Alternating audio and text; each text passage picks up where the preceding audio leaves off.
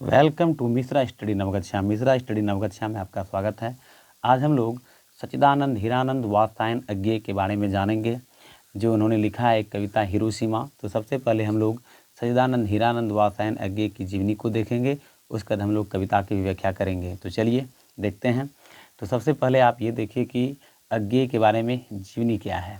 तो अज्ञेय का जन्म 7 मार्च 1911 ईस्वी को हुआ था कसैया, कुशीनगर, उत्तर प्रदेश में, किंतु उनका मूल निवास जो है करतारपुर, पंजाब था। अज्ञेय की माता का नाम था व्यंती देवी और पिता का नाम था डॉक्टर हीरानंद शास्त्री, जो एक प्रख्यात पुरातत्ववेत्ता थे। अज्ञेय की प्रारंभिक शिक्षा का यदि हम बात करें तो इनका प्रारंभिक शिक्षा लखनऊ में हुआ था, जो कि उत्तर प्रदेश की राजधानी है। उन्होंने मैट्रिक परीक्षा 1925 में पंजाब विश्वविद्यालय से और इंटर की परीक्षा 1927 में मद्रास क्रिश्चियन कॉलेज से किया था, और BA SC PSC की परीक्षा 1929 में फॉरमैन कॉलेज लाहौर से और MA अंग्रेजी से लाहौर से किया था। यानी MA जो है अंग्रेजी में किया था लाहौर से। अज्ञेय बहुत बहुभाषाविद थे, यानी ये कई प्रकार की भाषाओं को जानते थे, जैसे संस्कृत हुआ, अंग्रेजी हुआ, हिंदी हो गया, फारसी हो गया, तमिल हो गया आदि जो है अनेक भाषाओं का ज्ञान था इनको। वे आधुनिक हिंदी साहित्य के एक प्रमुख कवि, कथाकार, विचारक एवं पत्रकार थे। उनकी प्रमुख कृतियों का यदि हम बात करें तो काव्य में जैसे कि हो गया भग्नदूत, उसके बाद हो गया चिंता, इत्यलम, हरी घास पर क्षण भर, बावरा एहरी, आंगन के पार द्वार, कितनी नावों में कितनी बार, सदा नीरा आदि। अगर हम कहानी संग्रह का बात करें तो विपथगा हो गया, जयदोल हो गया, ये तेरे प्रतिरूप, छुरा हुआ रास्ता, लौटती पगडंडियाँ आदि। उपन्यास का यदि हम बात करें तो वो है शेखर एक जीवनी, जो कि है नदी के द्वीप, अपने अजनबी, यात्रा साहित्य, अरे यायावर रहेगा ये याद, एक बूंद सहसा उछली। निबंध का यदि हम बात करें तो निबंध इन्होंने जो लिखा है त्रिनसुख, आत्मनेपद, अद्यतन, भवंती, अंतरा, शाश्वती आदि। नाटक का यदि बात करें, इन्होंने जो नाटक लिखा है वह है उत्तर प्रियदर्शी, संपादित ग्रंथ, तार सप्तक, दूसरा सप्तक, तीसरा सप्तक, चौथा सप्तक, पुष्करणी, रूपाम्बरा इत्यादि। अज्ञेय ने जो है अंग्रेजी में भी मौलिक रचनाएं की और अनेक ग्रंथों के अनुवाद भी किए थे।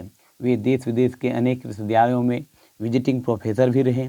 उन्हें जो है साहित्य अकादमी, ज्ञानपीठ पुरस्कार, सुग्रा युगोस्लावाकिया का अंतर्राष्ट्रीय स्वर्णमाल आदि अनेक पुरस्कार प्राप्त हुए हैं। अगर इनका निधन का हम बात करें तो इनका निधन जो हुआ था वह 4 अप्रैल 1987 ईस्वी में हुआ था। अज्ञेय जो है हिंदी के आधुनिक साहित्य के प्रमुख प्रतिभा थे और उन्होंने जो है हिंदी कविता में प्रयोगवाद का सूत्रपात किया है। खास करके यदि हम प्रस्तुत कविता में देखें तो इन्होंने जो है आधुनिक सभ्यता की दुर्दांत मानवीय विभीषिका का चित्रण करने वाली यह कविता एक अनिवार्य और प्रासंगिक चेतावनी भी है। कविता जो है अतीत की भीषणतम मानवीय दुर्घटना का ही साक्ष्य नहीं है, बल्कि आणविक आयुधों की होर में फंसी आज का वैश्विक राजनीति से उपजते संकट की आशंकाओं से भी जुड़ी हुई है। आधुनिक कवि अज्ञेय की प्रस्तुत कविता उनकी समग्र कविताओं के संग्रह सदा निरा से यहाँ संकलित है। तो ये जो कविता है आप देख रहे हैं हिरोशिमा, तो ये हिरोशिमा जो है उनका एक कविता संग्रह है सदा निरा, वहीं से यह लिया गया है। तो चलिए अब हम लोग कविता को देखते हैं कि कविता में इन्होंने विशेष रूप से क्या बताया है। तो कविता में इन्होंने जो है खास करके हिरोशिमा शहर के बारे में बताया है, जो कि अमेरिका के द्वारा 1946 में परमाणु बम गिराया गया था और उससे क्या हानि हुई, इन्हीं चीज़ों को जो है प्रस्तुत कविता में इन्होंने स्पष्ट किया है।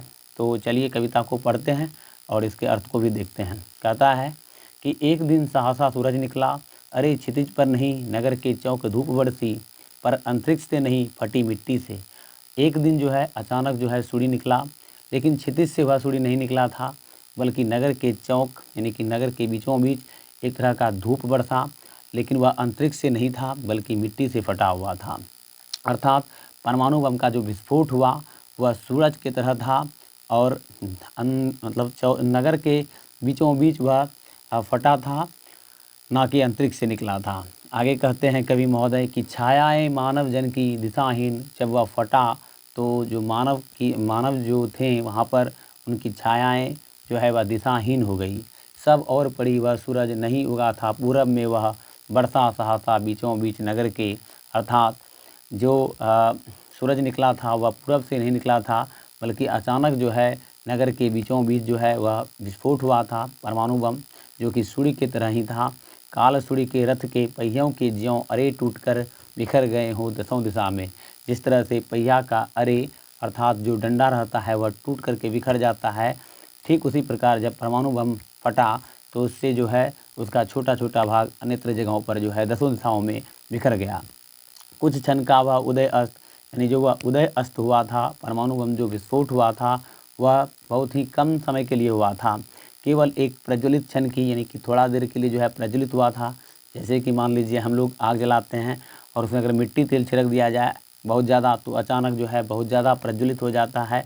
लेकिन जो है कई सूर्य का जो है उसमें पावर था और जब वह प्रज्वलित हुआ तो ऐसा प्रतीत हुआ कि जो है उसमें काफ़ी ज़्यादा गर्मी के होने की वजह से जैसे सोख लेने वाली दोपहरी फिर छायाएँ मानव जन की नहीं मिट्टी लंबी होकर मानव ही सब भाप हो गए। छायाएँ तो अभी लिखी है। अर्थात जब वह बम फटा तो जो मानव जो है वहाँ पर उसकी छाया जो है वह लंबी लंबी होकर जो है सिमट गई यानी बिखर गई चारों ओर और मानव ही सब भाप हो गए। अर्थात पता ही नहीं चला। जिस तरह से हम लोग तवे पर यदि एक बूंद गर्म तावे पर जल छिड़क दिया जाए तो वह तावा पर से जो है जल किस तरह से भाप बनकर उड़ जाता है, ठीक उसी प्रकार आप कल्पना यहाँ पर कर सकते हैं कि जब परमाणु बम का विस्फोट हुआ तो मानव किस तरह से जो है भाप बनकर उड़ गया था। इसका अंदाज़ा आप शायद लगा सकते हैं। आगे कवि कहते हैं कि झुलसे हुए पत्थरों पर उजरी सड़क की गच पर अर्थात अभी जो मानव की जो छायाएँ परमाणु बम के फटने से दिशाहीन हो गई थी वह आज जो है हम अगर आप हिरोशिमा विजिट कीजिएगा तो वहाँ पर भी पत्थरों पर उसकी कुछ ना कुछ निशानी अभी भी देखने के लिए मिलती है। कवि कहते हैं कि मानव का रचा हुआ सूरज, वह सूरज किसका रचा हुआ था? मानव के द्वारा। यानी मानव आपसी द्वेष ईर्ष्या वजह से जो है आज एक दूसरे के लिए जो है बना हुआ है, रोड़ा साबित हो रहा है। अर्थात लोगों को कष्ट पहुंचाने का कार्य कर रहा है। आज हम मान लीजिए परमाणु बम जो बनाया जाता है किस लिए बनाया जाता है? तो लोगों को मतलब शत्रु देश के लिए जो है हम लोग उसको अपने देश को बचाने के लिए दूसरे देश पर उसको गिराते हैं ताकि हमारा देश सही हो। तो इस तरह से जो है अमेरिका उस समय विश्व युद्ध चल रहा था और उसी वजह से जो है परमाणु बम गिरा दिया गया था। तो मानव का रचा हुआ सूरज मानव को भाप बनाकर सोख गया। पत्थर पर लिखी हुई यह जली हुई छाया मानव की साखी है। आज जो वहाँ पर लिखा हुआ है पत्थर पर मानव की छाया जो दिखाता है कि जो है मानव का किस तरह से उन्होंने जो है विनाश किया है। तो इस तरह से प्रस्तुत कविता में जो अज्ञेय महोदय हैं उन्होंने विशेष रूप से हिरोशिमा का जिक्र किया है जो कि अमेरिका के द्वारा 1946 में परमाणु बम गिराया गया था। और वहाँ पर आज भी कई सारे लोग जो जन्म लेते हैं वह अपंग हो जाते हैं, अपंग हुए हैं, मतलब अपंग की तरह जन्म लेते हैं। तो कहीं ना कहीं जो है मानव ने जो बनाया उसका दुष्परिणाम भी देखने के लिए मिलता है।